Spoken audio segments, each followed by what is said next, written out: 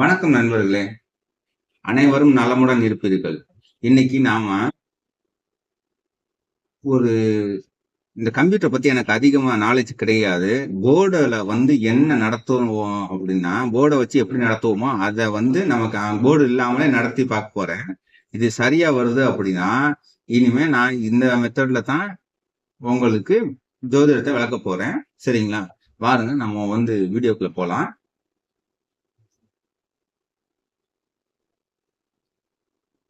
இப்ப இன்னைக்கு என்ன ஏதாவது ஒரு கிரகத்தை பத்தி விளக்குவோம். முதல்ல என்ன கிரகத்தை பத்தி விளக்கலாம்? முதல்ல எடுத்தோடனே சுக்கிரன் என்னோட நீச்சத்தை பத்தி விளக்குவோம். சரிங்களா?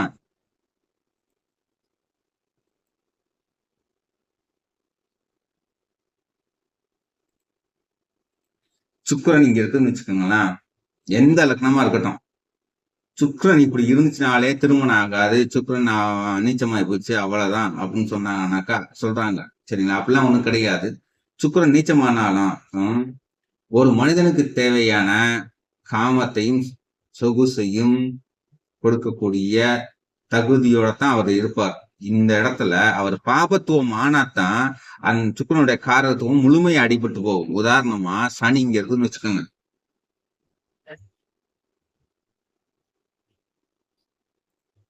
சனி இங்க இருக்குது.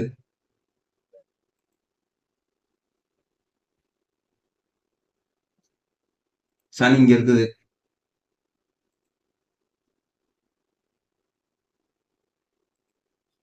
சனி இங்க இருக்குது. இப்போ இங்க இருக்கிற சனியும் இங்க இருக்கிற சனி இந்த சுக்கிரனை பார்க்கும். இங்க இருக்கிற சனி இந்த சுக்கிரனை பார்க்கும். இங்க இருக்கிற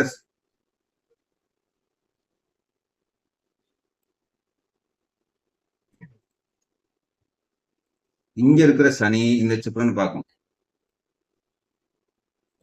சரிங்களா? இப்போ சனி இங்க இருந்தா பார்த்தாலோ, இங்க இருந்து பார்த்தாலோ, இங்க இருந்து பார்த்தாலோ தான் இந்த சுக்கிரனுக்கு காரகத்தை முழுசா கொடுக்க முடியாத தகுதி இழப்பாரே தவிர, இந்த பாம்பரோட தொடர்பு இல்லாத சுக்கிரன் நீச்சமா இருந்தாலும் ஒரு மனிதனுக்கு தேவையான காமத்தையும் சொகுசையும் கொடுக்கத்தான் செய்வார். சரிங்களா? அதுல எந்த விதமான மாற்று கருத்தும் வேண்டாம். இப்போ ஆனா இங்க இருக்கிற சுக்கிரன் இந்த சனியும் இங்க இருந்து சனியோட தொடர்பு வரக்கூடாது. மேலும் செவ்வாயோட தொடர்பு வரக்கூடாது. செவ்வாய் இங்க இருக்குது.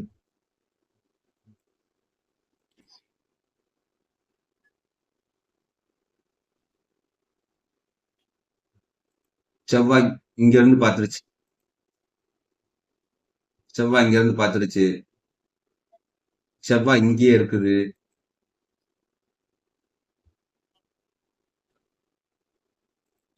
செவ்வாய் இங்கே இருக்குது.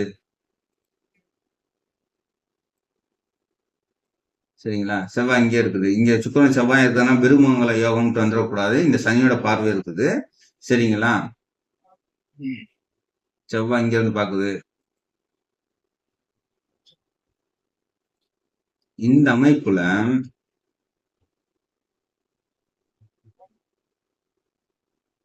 இந்த சுக்கிரனுக்கு ஒரு சேரவ இந்த சுக்கிரனுக்கு ஒரு சேர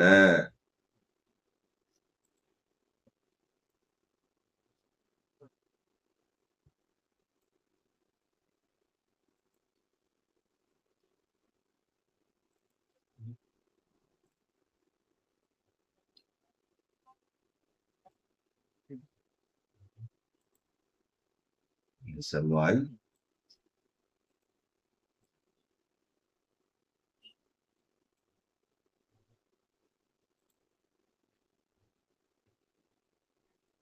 இங்க இருந்து செவ்வாயும் இங்க இருந்து செவ்வாயும் இங்க இருக்க செவ்வாயும் இங்க இருக்க செவ்வாயும் இங்க பார்க்க கூடாது. சரிங்களா?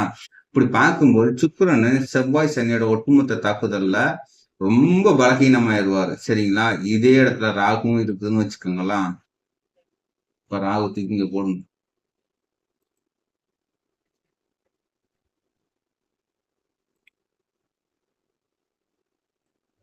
ராகு இங்க இருந்துச்சு. சரிங்களா? சுக்கிரன் சுத்தமா அடி வாங்கிருச்சு. இப்பதான் திருமணம் ஆகுறது, பொண்ணுங்களை புரிந்து கொள்ளக்கூடிய தன்மை இருக்காது. சரிங்களா? இந்த மாதிரி ஜாதகருக்கு இருக்கும். இப்போ கூட லக்னம் 7ஆம் வீடு எப்படி இருக்கு அப்படிங்கிறத பார்க்கணும். 7ஆம் அதிபதி 7ஆம் வீடு எப்படி இருக்கு அப்படிங்கிறத வச்சுதான் நம்ம முடிவுக்கு வரணும். இப்ப சுக்கிரன் அந்த காரகம் அடி வாங்கிரும். சரிங்களா? காரகம் அடி வாங்கிரும். முழுமையா அடி வாங்கிரும். ஒரு திருமணத்தை கொடுத்தாலும் கூட சுக்கிர தசை வரணும். ராகு தசை வந்துச்சுன்னா அதுக்கு நேர்மாறா பார்க்கலாம். அப்ப கூட வந்து ராகு வந்து சுக்கிரனை செயல்பட்டாலும் சனி செவ்வாயோட தொடர்புல இருக்குது. பெருசா நன்மை தராது. நம்ம இப்ப பாக்குறது வந்து சுக்கிரனை பத்தி தான். சரிங்களா? இப்போ இது நன்மை தராதுன்னு சொல்லியாச்சா? இப்போ இதே அமைப்பாக இருந்தாலும் சரிங்களா? இங்க குரு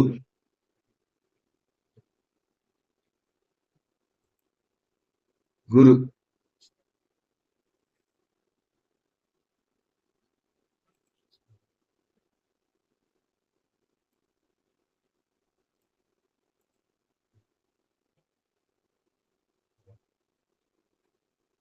குரு இங்க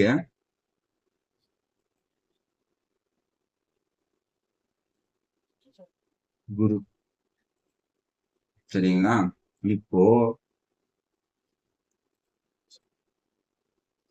இந்த குரு இங்கிருந்து பார்த்தாலும்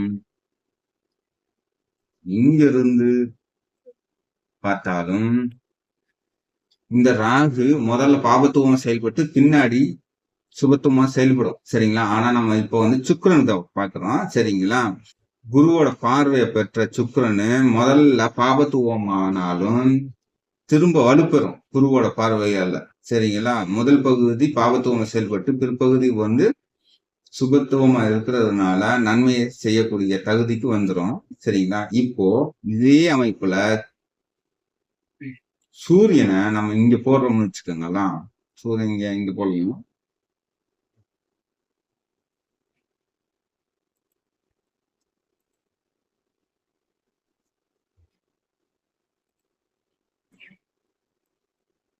சூரியன் இங்க போட்டாச்சு.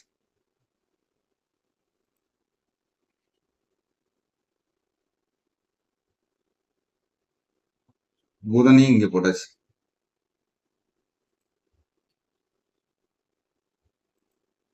சரிங்களா?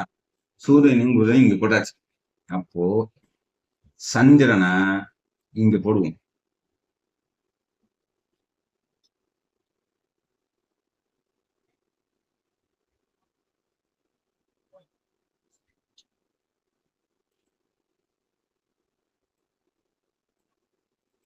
சரிங்களா? இப்போ சந்திரன் இங்க போட்டாச்சுன்னா இந்த சந்திரனை அதியோகப்படுத்தும். சரிங்களா? புதனன் புதனும் சந்திரனோட பார்வையில இருக்கு. பௌர்ணமி சந்திரனோட பார்வையில இருக்குது. சுக்கிரனும் சந்திரனுடைய பார்வையில வந்துடும். சரிங்களா? இப்போ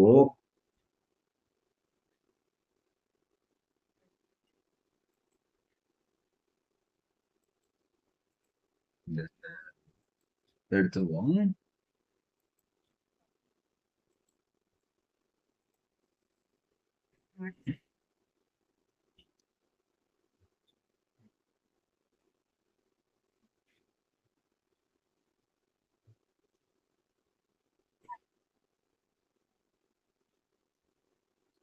இப்போ இந்த குரு இங்கிருந்து பார்த்தாலும் இங்கிருந்து பார்த்தாலும் சுக்கிரன் இழந்த வலுவை திரும்ப பெறுவார். மேற்கொண்டு சந்திர அதியோகத்திலையும் சுக்கிரன் இருக்கிறாரு. வீடு கொடுத்தவனும் சந்திர அதியோகத்துல சந்திர பார்வையில பௌர்ணமி சந்திரனோட பார்வையில இருக்கிறதுனால இந்த சுக்கிரனை வலுவாவே இருப்பார். சரிங்களா? இந்த சுக்கிரன் ராகு இணைஞ்சதுனால எந்த பெரிய கெடுதலையும் இந்த சுக்கிரனுக்கு இருக்காது. காரகத்துவத்தை நல்லாவே கொடுக்கிற தன்மையோட தான் இங்க இருப்பார். சரிங்களா? இப்போ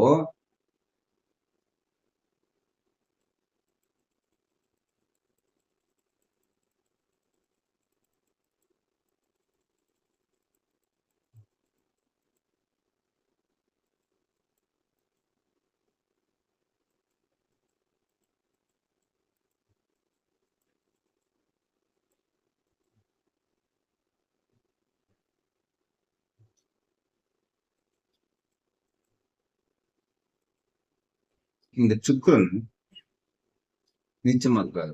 இங்க சந்திரன் போடுவோம்.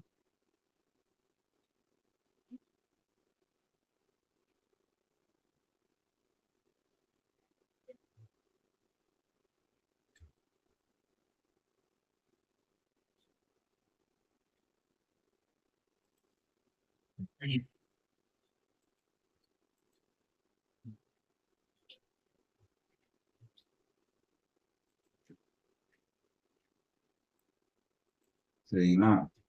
இங்க சூரியன் போடுவோம்.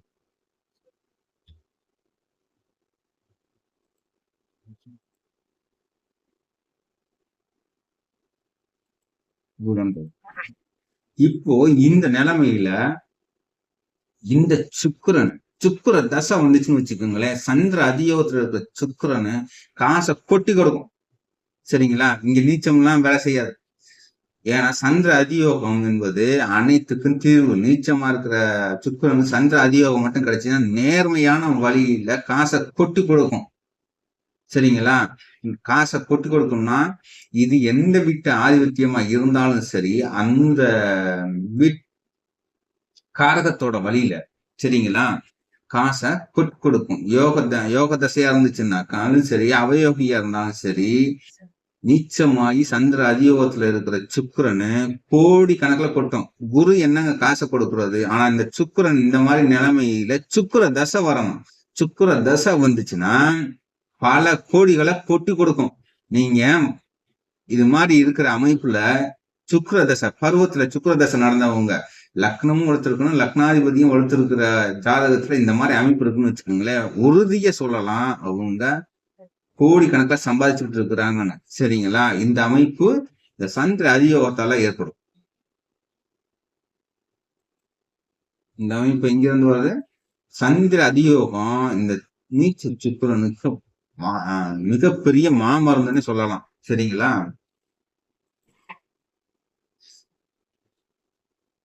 இந்த சுக்கிரன் பாக்குறதுக்கு நீச்சம் தான். இந்த சந்திர அதியோகத்துல இருக்கிற சுக்கிரன் மிகப்பெரிய தனத்தை கொடுக்கும். சரிங்களா? லக்னாதிபதியும் வலுத்திருக்கிற ஒரு ஆளுக்கு இது போன்ற அமைப்புல சுக்கிர தசை வந்துச்சுன்னா பல கோடிய கொட்டி கொடுக்கும் என்பது உறுதியான விஷயம். சரிங்களா? இதுல எந்த காம்ப்ரமைஸனே கிடையாது. இதே அமைப்புல இருக்கிற எல்லாத்துக்கும் இப்படிதான் நடக்குமா? இல்லைங்க. ஏன்னா லக்னம் அடிபட்டு போச்சு, லக்னாதிபதி அடிபட்டு போச்சு, அவருக்கு கம்மியா கிடைக்கும். அவ்வளவுதான் வித்தியாசமே தவிர அவர் ஒரு நாளும் சுக்கிர தசை நடக்கும்போது சாப்பாட்டுக்கு வழி இல்லாம இருக்க மாட்டார். சரிங்களா?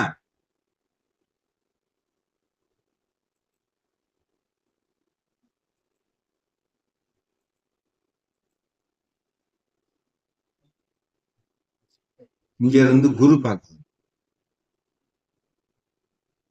இங்க குருவை போடுது.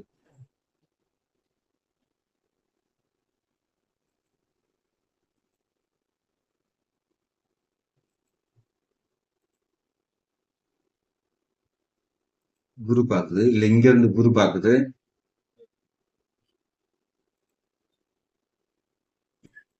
சரிங்களா? இப்போ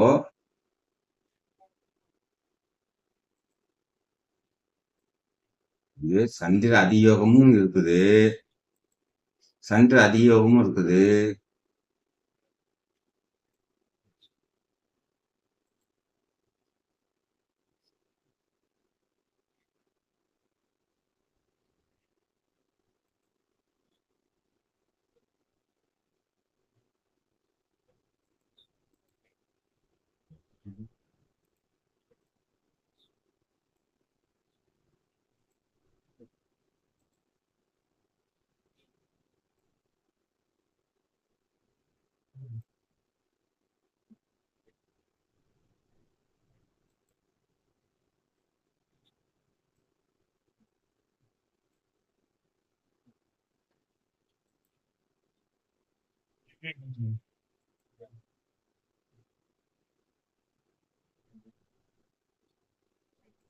சரிங்களா?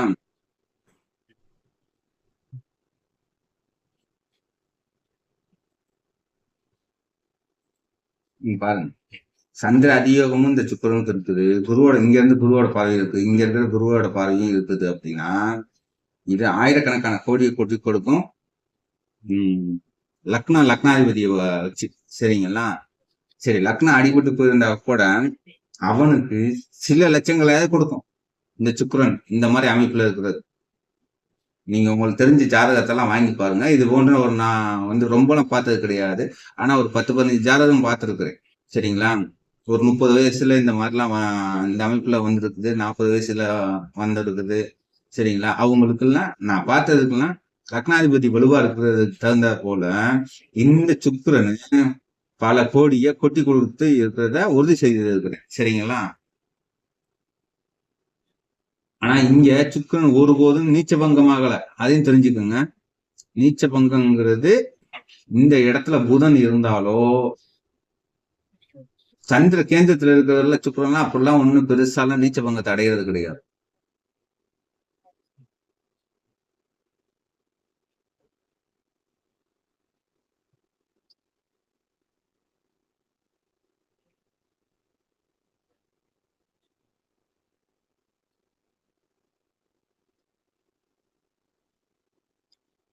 சரி நண்பர்களே, மற்றும் ஒரு வீடியோவில் மீண்டும் சந்திப்போம். அனைவரும் நலமுடன் இருப்பீர்கள்.